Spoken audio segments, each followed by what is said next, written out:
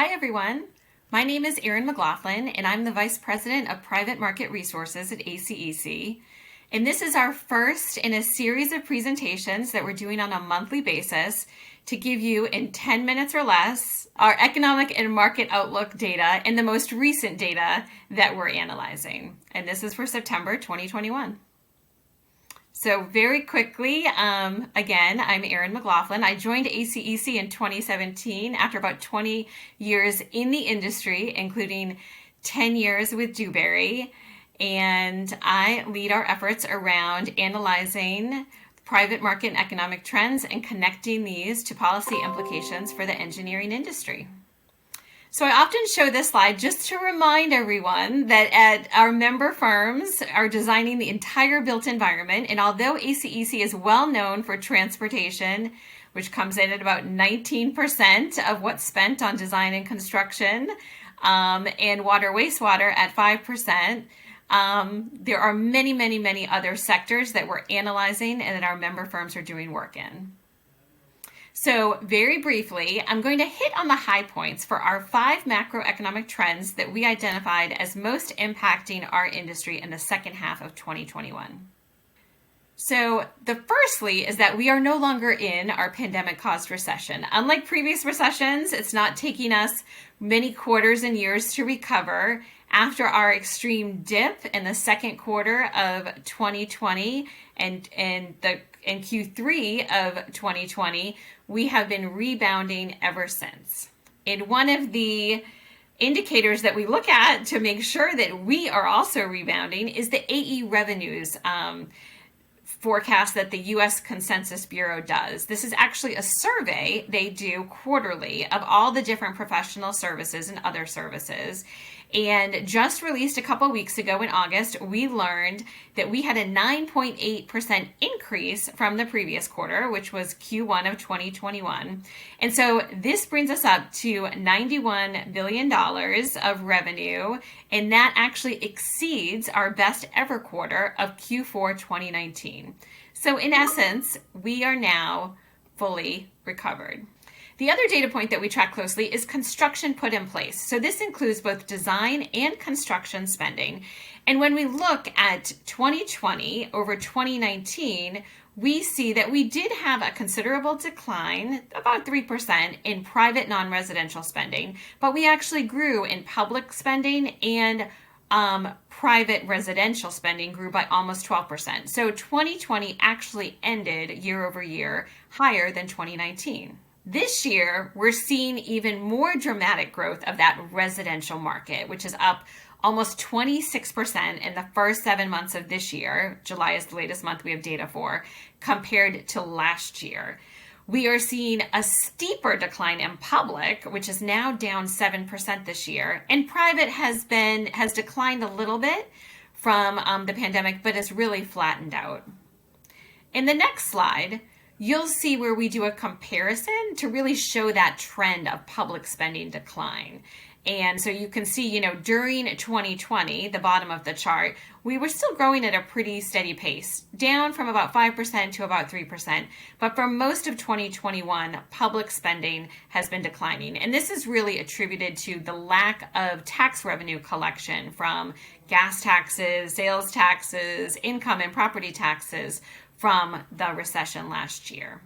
Now, we are all very hopeful that we will see the passage of the Bipartisan Infrastructure Plan that has been making its way through Congress. And working with Rockport Analytics, the ACEC Research Institute did a scenario that if that plan passed as it is, what kind of increase would we see? And we foresaw an increase between now and 2026 of about 6% growth in AE output.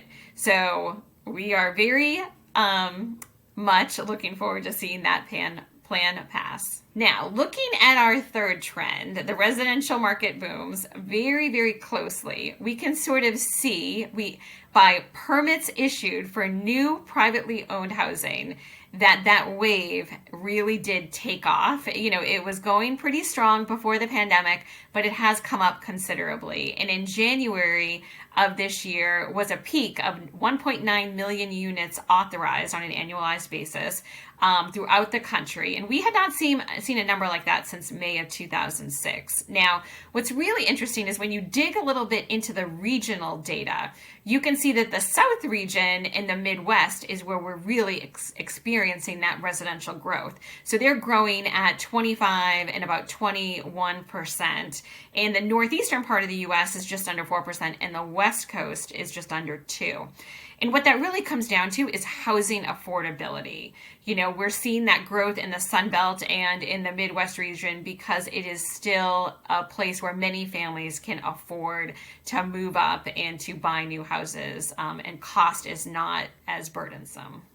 So hitting on trend number 4, which is the more downside trend, is that inflation and materials concern continue to be a real potential issue with regard to our recovery. So, we have not seen inflation like this since the 1970s, but most economists, including the panelists from the National Association for Business Economics, think that it will begin to decline in the second half of this year, and we will not see a resurgence in 2022.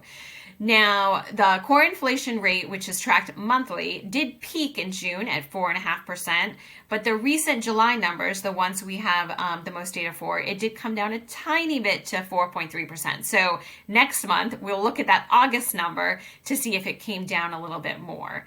And then when it comes to construction materials, the producer price index has shown a 17% rise in May of this year compared to May of last year.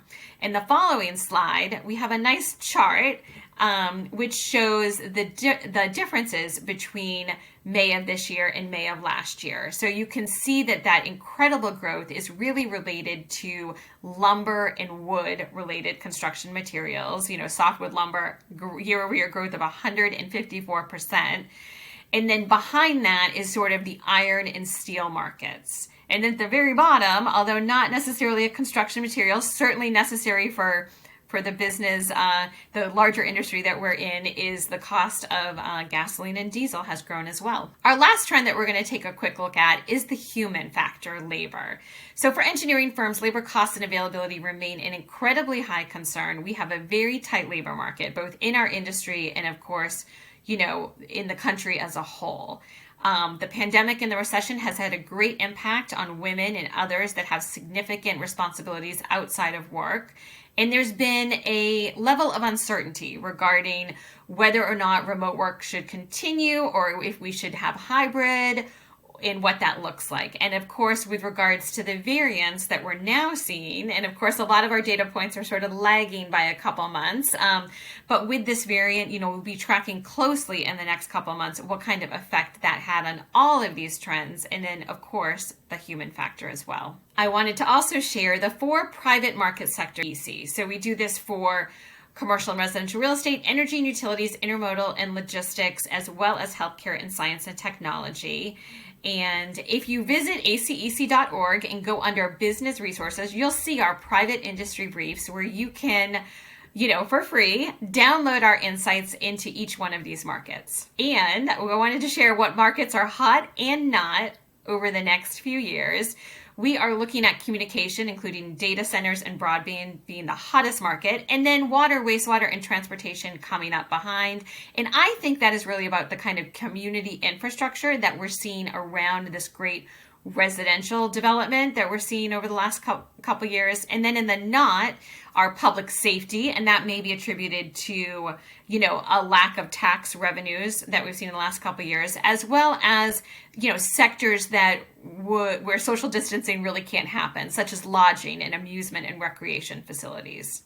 So in addition to our private industry briefs, I wanted to point you all to our other resources in our analysis of markets, including our column in Engineering Inc. magazine, our podcasts, and our quarterly virtual private vertical roundtable discussions.